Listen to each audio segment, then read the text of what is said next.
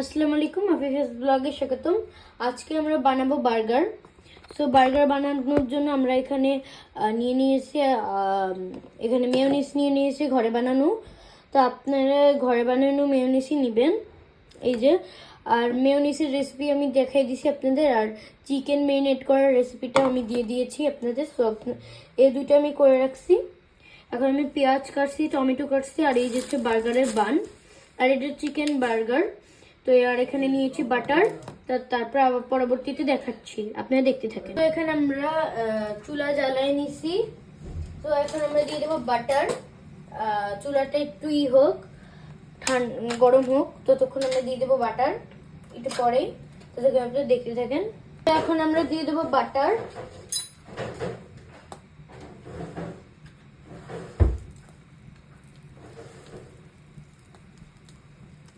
এই যে দিয়েছি।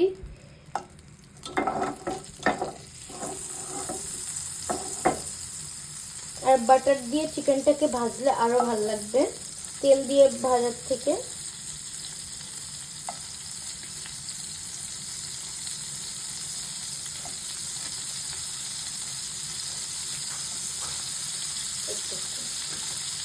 পরবর্তীতে আবার দিব এটা বাটার।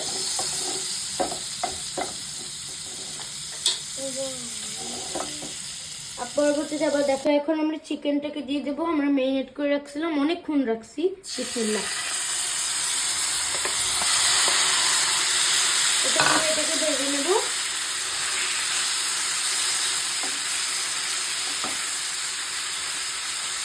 এটা ভাজতে থাকুক, ততক্ষণ আপনাদের সাথে দেখা হচ্ছে।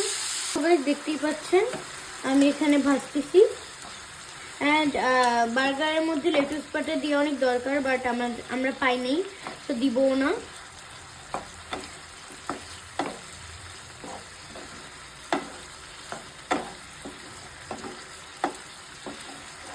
আর আপনার মেরিনেট করার সময় অবশ্যই টমেটো আর সয়া সস দিবেন। এটা দিলে ফ্লেভারটাও ভালো আসে, আর এরকম পানি পানি এরকম আসে, সুন্দর লাগে এবং খাইতে অনেক ভালো লাগে।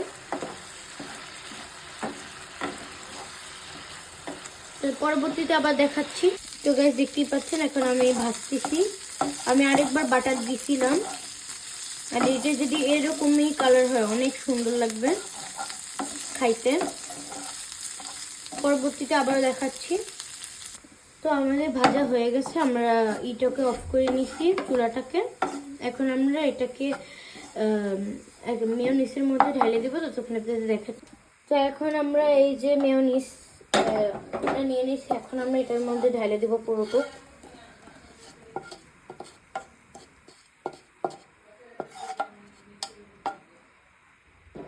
এখন আমরা এটাকে পুরো মিক্স করব, ততক্ষণে দেখা করছি। তো গাইস এখন আমরা দিয়ে দেবো সস, টমেটো সস।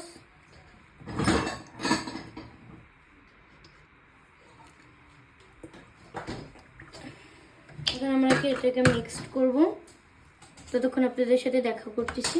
আমরা এখানে একটু চিকেনের পুরটা দিয়ে দিছি, আর আমরা এখন আরেকটা স্পেশাল জিনিস করব, এখন দেখাচ্ছি আপনাদের। তো এখানে আমরা এখন চিনি আর তেল দিয়ে নিছি, এটা দিয়ে আমরা এখন ক্যারামেল অনিয়ন করব।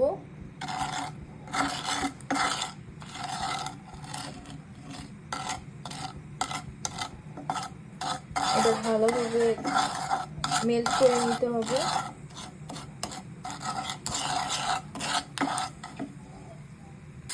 তো আমরা এই চিনির মধ্যে একটা পেঁয়াজগুলো দিয়ে নিচ্ছি। এখন এটার সাথে হালকা একটু ব্রাউন কালার চলে আসাতে এটা নামিয়ে ফেলবো, দেন বার্গারের সাথে আমরা এটা অ্যাড করে দেবো। তো গাইস এই যে আমরা চিকেনটাকে দিয়ে দিচ্ছি। চিকেনটাকে দেওয়ার পর এখন আমরা দেবো যে চিনি দিয়ে যেটা বানিয়েছে আমার বোন, ওইটা এখন অল্প একটু দিয়ে দেবো, তারপর দেখাচ্ছি। আমরা অল্প একটু দিয়ে দিছি, এটা আর একটু দিব। আর এখন আমরা দিয়ে দেবো টমেটো।